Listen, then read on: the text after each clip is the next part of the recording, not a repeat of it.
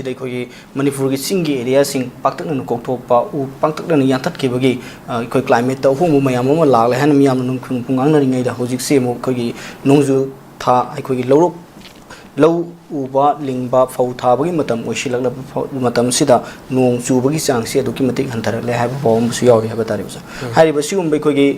खोई चाथोक पुथोकगी चांग याम नेमलबा होजिक ममांगै मतम येंगना मतम दै खोई मणिपुर दा होजिक मिपाल तांगबगी चाथोक त मिपाल तांगबगी फोथोक पुथोकप ngamdabi चांग सिदम हेनगलकपा फिल्म से दुजी नोंगी चांग संथरक पदुगा खोगी ड्रेनेज सिस्टम फजना लैतब सिना थेंगरगदोरि बावा म्याम से कमाय येंगबे जरोइबन थम मालेंग युब इशू की मरकता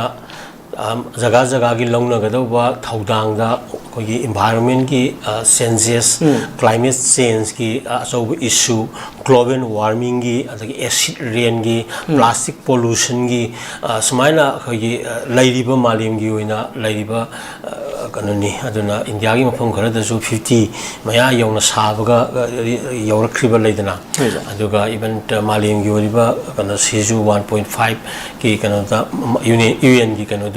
लांखत लपगी अकीबा फंगबा सिगी पीरियड नि हारि मयाम सिंग सागी कनो एनवायरनमेंट से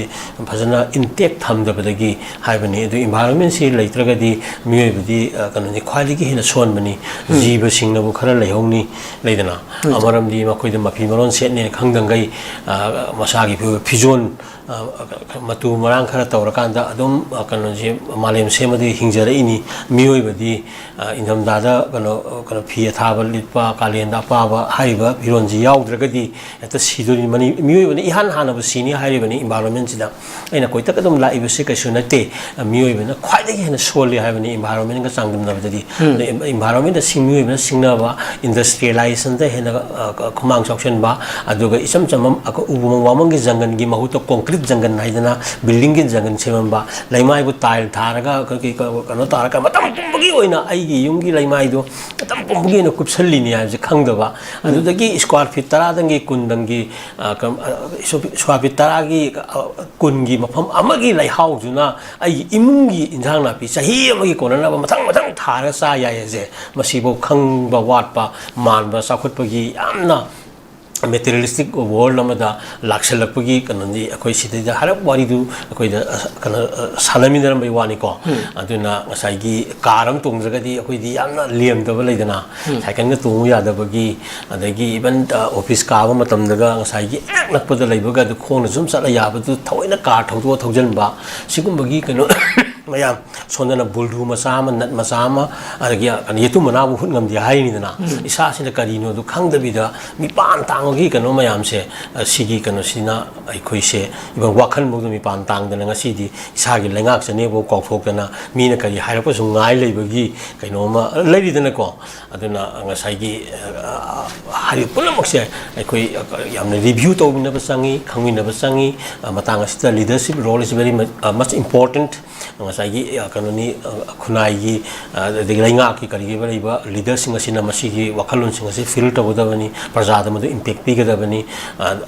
hai ko se di id lenga ko se ang mapan di toronga oidabani isa gi weba sai gi constitution pi ba hak sing federalism gi adagi state list union list concurrent list and the residual list ki kano mayang gi provision sing phasana yenga kanda madu gat leina nga amguduni madu yat ga tokthokpa natraga mi yang gi damakta kano taw ka tamda history da sanai kali ni ihogduini anyway aina koina la ise kasu nati hariba mayam sing adagi impact mayam sing umang wamang du ngasai gi manipur se biodiversity hotspot region da indo burma hotspot region da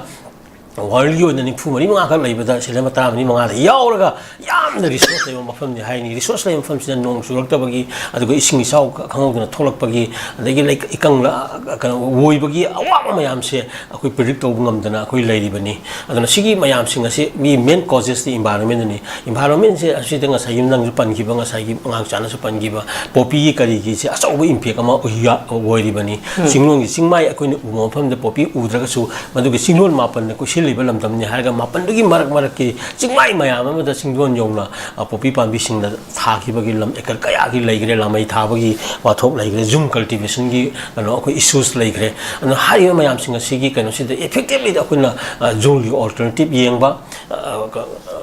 dagi am toina amuksu kana frequent shifting of ko segi magi ꯖꯨꯝꯒꯤ ꯃꯐꯝꯁꯦ maximum ꯖꯒꯥ ꯑꯃꯗ ꯇꯧꯗ ꯌꯥꯗꯕ ꯑꯩꯈꯣꯏ ꯁꯤꯡꯒꯤ staple ꯐꯧꯗꯨ ꯄꯨꯊꯣꯛꯅꯕ ꯍꯣꯠꯅꯕꯗ ꯖꯒꯥ ꯈꯔꯗꯨ ꯃꯇꯝ ꯁꯥꯡꯅ ꯁꯤꯖꯤꯟꯅꯕ ꯌꯥꯔꯤꯉꯩ ꯆꯍꯤ ꯁꯥꯡꯅ ꯁꯤꯖꯤꯟꯅꯔꯒꯗꯤ ꯑꯇꯣꯞꯄ ꯖꯒꯥ ꯈꯥꯛꯄ ꯉꯝꯃꯤ ꯍꯧꯖꯤꯛꯀꯤꯁꯤꯅ ꯃꯇꯝꯁꯦ ꯇꯦꯟꯅ ꯌꯥꯝ ꯇꯣꯏꯅ ꯑꯩꯈꯣꯏ ꯍꯣꯡꯕꯒꯤ ꯃꯌꯥꯝ ꯑꯃ ꯂꯩꯈ꯭ꯔꯦꯀꯣ ꯁꯤꯒꯤ ꯑꯍꯣꯡꯕ ꯃꯌꯥꯝꯁꯤꯡ ꯑꯁꯤꯗꯤ ꯑꯩꯈꯣꯏꯅ ꯉꯥꯛꯇꯕꯗꯒꯤꯅꯦꯕ ꯉꯁꯤ ꯑꯩꯈꯣꯏꯅ ꯉꯁꯥꯏꯒꯤ ꯅꯣꯡ ꯆꯨꯕ ꯋꯥꯠꯄ ꯑꯗꯩ ꯀꯩꯅꯣ ꯇꯧꯕ ꯋꯥꯠꯄ ꯏꯁꯤꯡꯒꯤ ꯀꯩꯅꯣ ꯋꯥꯠꯂꯤꯁꯦ ꯃꯥꯂꯦꯝꯒꯤ ꯑꯣꯏꯅ ꯅꯣꯡ ꯆꯨꯕꯒꯤ ꯂꯤꯛꯑꯦ ꯈꯜꯂꯒꯁꯨ ꯃꯥꯒꯤ ꯏꯔꯝ ꯅꯂꯥꯁꯤꯡ ꯁꯝꯅ ꯍꯥꯏꯔꯕꯗ ꯆꯤꯡꯒꯤ ꯀꯔꯤꯒꯤ ꯔꯤꯁꯣꯔꯁ ꯃꯌꯥꯝꯁꯤꯡ ꯐꯣꯔꯦꯁ ꯀꯩꯅꯣ ꯃꯌꯥꯝꯁꯤꯡ ꯑꯁꯤ ꯂꯩꯖꯔꯒꯗꯤ ꯃꯥꯒꯤ ꯍ꯭ꯌꯨꯃꯤꯗꯤꯇꯤ ꯑꯗꯒꯤ ꯃꯥꯒꯤ ꯑꯣꯏꯔꯤꯕ ꯀꯩꯅꯣ ꯃꯌꯥꯝꯁꯤ ꯐꯖꯅ ꯃꯦꯟꯇꯦꯟ ꯇꯧꯔꯀꯥꯟꯗ ꯂꯣꯛꯀꯤ ꯏꯁꯞꯇ ꯏꯁꯤꯡꯗꯨ ꯆꯦꯟꯊꯔꯀꯥꯟꯗ ꯏꯈꯣꯡ ꯃꯌꯥꯝꯗ ꯏꯁꯤꯡꯗꯨ ꯂꯥꯛꯆꯒꯗꯣꯏꯅꯤ ꯍꯥꯏꯕꯅꯤꯗ ꯑꯗꯨ ꯃꯌꯥꯝꯗꯨꯁꯨ ꯍꯧꯖꯤꯛ ꯀꯪꯕꯒꯤ ꯂꯣꯏꯅꯃꯛ ꯐꯤꯕꯝ ꯂꯥꯛꯏꯅꯦꯕ ꯃꯔꯝ ꯑꯗꯨꯅ ꯁꯤꯒꯤ ꯃꯌꯥꯝꯁꯤ ꯌꯦꯡꯉꯀꯥꯟꯗ ꯑꯩꯈꯣꯏꯅ ꯑꯩꯗꯤ ꯊꯣꯏꯅ ꯀꯩꯅꯣ ꯇꯧꯅꯤꯡꯗꯦ ꯈ꯭ꯋꯥꯏꯗꯒꯤ ꯕꯦꯁ ꯋꯦꯗꯤ ꯌꯥꯝ ꯇꯣꯏꯅꯗꯤ ꯄꯜꯂꯒ ꯊꯕꯛ ꯑꯣꯏꯅ ꯇꯧꯗꯕ ꯁ꯭ꯇꯦꯠ ꯒꯣꯚꯔꯟꯃꯦꯟꯠꯀꯤ ꯃꯈꯥꯗ ꯀꯣ ꯑꯩꯈꯣꯏꯒꯤ ꯀꯩꯅꯣꯅꯤ ꯔꯤꯖꯥꯔꯚ ꯐꯣꯔꯦꯁ ꯑꯗꯒꯤ ꯄ꯭ꯔꯣꯇꯦꯛꯇꯦꯠ ꯐꯣꯔꯦꯁ ꯑꯗ unclassed or unreserved forest category ꯐꯖꯅ ꯈꯥꯏꯗꯣꯛꯑꯒ ꯃꯅꯤꯄꯨꯔꯒꯤ ꯂꯩꯔꯤꯕꯁꯤꯡꯁꯦ ꯃꯁꯤ ꯑꯃꯨꯛꯇꯪ ꯔꯤꯚ꯭ꯌꯨ ꯇꯧꯔꯀꯥꯟꯗ ꯐꯣꯡꯅ with the consent and the assistance from the ꯑꯩꯈꯣꯏꯒꯤ ꯁꯦꯟꯇꯔꯒꯤ ꯒꯣꯚꯔꯟꯃꯦꯟꯠꯀꯤ ꯉꯁꯥꯏꯒꯤ ꯐꯣꯔꯦꯁ ꯃꯤꯅꯤꯁꯇ꯭ꯔꯤ ꯍꯥꯏꯒꯗ꯭ꯔꯥꯀꯣ ꯃꯤꯅꯤꯁꯇ꯭ꯔꯤ ꯑꯣꯐ ꯐꯣꯔꯦꯁ ꯒꯤ ꯃꯈꯥꯗ ꯑꯣꯏꯒꯦꯔꯥ ꯒꯚꯔꯟꯃꯦꯟꯠ ꯑꯣꯐ ꯏꯟꯗꯤꯌꯥꯒꯤ ꯀꯩꯅꯣ ꯃꯈꯥꯗ ꯑꯆꯧꯕ ꯃꯅꯤꯄꯨꯔꯒꯤ ꯑꯣꯏꯔꯤꯕ ꯂꯣꯒꯤ ꯃꯅꯨꯡꯗ ꯂꯩꯔꯤꯕ ꯔꯤꯖꯥꯔꯚ ꯐꯣꯔꯦꯁ ꯑꯗꯒꯤ ꯑꯟꯔꯤꯖꯥꯔꯚ ꯄ꯭ꯔꯣꯇꯦꯛꯇꯦꯠ ꯐꯣꯔꯦꯁ ꯑꯟꯀ꯭ꯂꯥꯁ ꯐꯣꯔꯦꯁꯀꯤ ꯀꯦꯇꯦꯒꯣꯔꯤ ꯃꯌꯥꯝꯁꯦ ꯐꯖꯅ ꯇꯧꯔꯀꯥꯟꯗ ꯐꯖꯅ ꯑꯃꯨꯛꯇꯪ ꯀꯟꯕꯒꯤꯀꯣ ꯈꯔꯁꯨ ꯑꯗꯨꯝ ꯍꯧꯖꯤꯜꯂꯨꯕꯒꯤ ꯃꯗꯨꯗ ꯕꯦꯁ ꯇꯧꯕꯒꯤ ꯂꯥꯟꯅꯤ ꯀꯥꯏꯅꯁꯨ ꯑꯗꯨꯝ ꯇꯧꯕꯁꯨ ꯌꯥꯎꯔꯤꯗꯅ ꯑꯁꯤꯒꯨꯝꯕ ꯃꯌꯥꯝꯁꯦ ꯐꯖꯅ ꯆꯪꯁꯤꯟꯒꯗꯕꯅꯤ ꯑꯗꯨꯅ ꯁꯤ ꯇꯧꯗꯅ ꯆꯤꯟꯗ ꯁꯨꯝ ꯍꯥꯏꯕꯅ ꯌꯥꯔꯣꯏ ꯍꯦꯟꯅ ꯊꯦꯡꯅꯒꯅꯤ ꯑꯗꯨꯝ ꯍꯦꯟꯅ ꯋꯥꯒꯅꯤ ꯑꯗꯨꯅ ꯆꯤꯡꯗꯣꯟ ꯃꯌꯥꯝꯁꯤꯡ ꯑꯁꯤꯗ ꯂꯩꯕ ꯈꯨꯟ ꯃꯌꯥꯝꯁꯤꯡ ꯑꯁꯤꯁꯨ ꯃꯉꯥꯡꯆꯥ ꯁꯨꯝ ꯍꯥꯏꯖꯕꯅꯤ ꯊꯥꯏꯅ ꯃꯃꯥꯡꯗ ꯂꯩꯈꯤꯕꯗꯒꯤ ꯇꯞꯅ ꯁꯨꯝ ꯅꯦꯝꯊꯔꯛꯑꯕꯅꯤ ꯍꯧꯖꯤꯛꯁꯦ ꯃꯔꯝꯗꯤ ꯏꯁꯤꯡ ꯑꯁꯤ ꯌꯥꯎꯗꯅ ꯃꯤꯑꯣꯏꯕꯁꯤ ꯖꯤꯕ ꯄꯥꯟꯕ ꯍꯤꯡꯕ ꯉꯝꯗꯕ ꯑꯗꯨꯝ ꯏꯁꯤꯡ ꯑꯁꯤ ꯇꯥꯟꯅꯕ ꯂꯥꯛꯅꯕꯗ ꯆꯤꯡꯗꯣꯟꯗ ꯂꯩꯔꯝꯕ ꯃꯤ ꯃꯌꯥꯝꯁꯦ ꯍꯧꯖꯤꯛ ꯆꯤꯡꯈꯣꯡ ꯆꯤꯡꯌꯥꯗ ꯈꯔ ꯀꯨꯝꯊꯔꯛꯏꯁꯦ ꯑꯗꯨꯅꯅꯤ ꯁꯤꯗ ꯀꯟꯐ꯭ꯂꯤꯛ ꯊꯣꯛꯄ ꯃꯇꯝꯗꯒ ꯆꯤꯡꯈꯣꯡ ꯆꯤꯡꯌꯥꯒꯤ ꯑꯣꯏꯕ ꯑꯦꯔꯤꯌꯥ ꯃꯌꯥꯝꯁꯦ ꯑꯣꯀꯨꯄꯥꯏ ꯇꯧꯅꯕ ꯕꯐꯔꯒ ꯍꯩꯖꯤꯟꯗꯅ ꯑꯃ ꯇꯧꯁꯤꯟꯗꯅ ꯉꯁꯥꯏꯒꯤ ꯊꯝꯅꯕ ꯂꯥꯛꯅꯔꯛꯏꯁꯦ ꯉꯁꯥꯏꯒꯤ ꯆꯤꯡꯗꯣꯟꯗꯣ ꯀꯣꯛꯊꯣꯛꯑꯒꯁꯨ ꯃꯈꯣꯡꯕ ꯌꯥꯗꯦ ꯍꯥꯏꯕ ꯑꯦꯅꯤ ꯏꯆꯦꯟꯁꯦ ꯆꯤꯡꯈꯣꯡꯗ ꯆꯦꯜꯂꯛꯀꯗꯣꯏꯅꯤꯅ ꯆꯤꯡꯈꯣꯡꯒꯤ ꯑꯦꯔꯤꯌꯥꯒꯤ ꯏꯁꯤꯡꯗꯣ ꯃꯗꯨ ꯌꯥꯎꯗ꯭ꯔꯒꯗꯤ ꯍꯤꯡꯕ ꯉꯝꯗꯕꯅꯤꯅ ꯑꯗꯨꯁꯨ ꯌꯥꯎꯅ ꯍꯦꯛꯇ ꯂꯧꯅꯕꯒꯤ ꯀꯩꯅꯣꯒꯁꯤ ꯑꯦꯝ ꯑꯦꯟ ꯑꯣꯕꯖꯦꯛꯇꯤꯚꯀꯁꯨ ꯌꯥꯎꯔꯀꯥꯟꯗ ꯉꯁꯥꯏꯒꯤ ꯀꯩꯅꯣꯅꯦꯕ ꯕꯐꯔꯒꯤ ꯀꯟꯁꯦꯞꯀꯗꯣ ꯁꯦꯝꯒꯠꯂꯛꯄ ꯀꯩꯅꯣꯒꯁꯦ ꯑꯩꯈꯣꯏ ꯂꯣꯏ ꯎꯏ ꯍꯥꯏꯕꯅꯤ ꯁꯤ ꯇꯧꯍꯩꯗꯕ ꯊꯕꯛꯅꯤ ꯑꯗꯨꯅ ꯏꯁꯤꯡꯗ ꯑꯩꯈꯣꯏꯅ ꯃꯔꯝꯗꯤ water can neither be created not be destroyed since the universe was kanoni form haini malem sangsar semada yaukiba isingi irik amakak aikoida tahan banatraga manghan banatraga henkalan mangamde haije na miyobigi nature sina isingi lebamdu hongan badagi samudri iron nungda disappearing destinations faza island mayam mafam mayam miyobi koisa thom yam thumjala ibani leidana bangladesh bodo thumakani kana hai basi mayam je yenga kanda aikoina हारिबा इसिंगी कनो से फसना maintain तौगे high तारगदी कोइ हुजि करिम तोनगा लेते government अचौब action लौगदबनी को हाइबा अदु चु हेते लौनिंगा पलो लौबुदु नतबा मोइना रिजर्व तौरगा लेरिबा फॉरेस्ट सि कनगदबनी मसिदि चप चाप फॉरेस्ट कैरेक्टर लेहनगदबनी अदगी डेंस फॉरेस्ट ले मागी दिसिदु लेब मखन मयाम दो देन प्रोटेक्टेड फॉरेस्ट मयामगी स्टेटस कनो एज पर साइ guidelines and the provisions ko sai ek the run the yauri bedugi state ka person thamba encroachment lehendaba mi jing no kham chana atopa da ship tok pa unreserved oiba sai unclass forest mayam si fajana masi action log dring gi nongju nongsa gi pose masi da su ka no impact pi ba ngamoi hai ba kano se sai tham gi ko